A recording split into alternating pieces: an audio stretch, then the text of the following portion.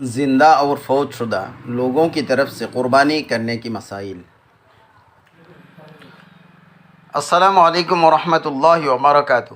محترم ناظرین کرام، آج میں لے کر آیا ہوں قربانی کے بارے میں کچھ باتیں۔ کیا مردوں کے نام پر قربانی کر سکتا ہے؟ کیا زندہ اور فوت شدہ لوگوں کا قربانی ایک ساتھ کر سکتا ہے؟ وصیت والے قربانی کیسے کرے؟ برائے مہربانی ویڈیو کو آخر تک دیکھیں، اور اگر اچھا لگے تو لائک، کمنٹ، شیئر اور سبسکرائب کریں۔ میت کو ثواب پہنچانے کے لیے اس کی طرف سے قربانی کرنا جائز ہے، بلکہ موجب ثواب ہے۔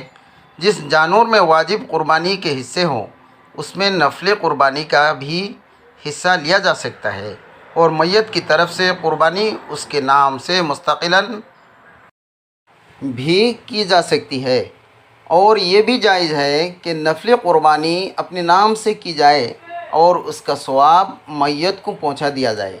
نبی اکرم صلی اللہ علیہ وسلم اپنی طرف سے قربانی کرنے کے علاوہ امت کے افراد کی طرف سے بھی قربانی کیا کرتے تھے۔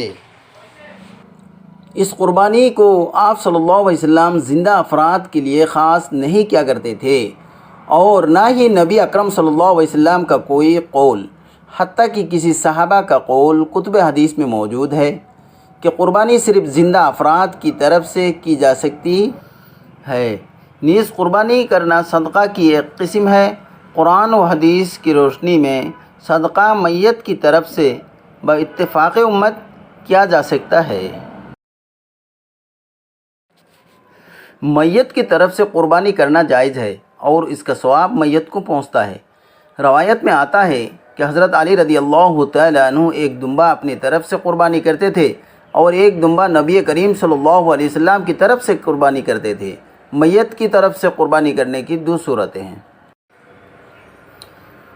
اگر مرحوم نے قربانی کرنے کی وصیت کی تھی اور اس کے ترکہ میں مال بھی تھا تو اس کے 1/3 ترکہ اس وصیت کو پورا کرنا لازم ہے، اور اس قربانی کے گوشت کو صدقہ کرنا ضروری ہے۔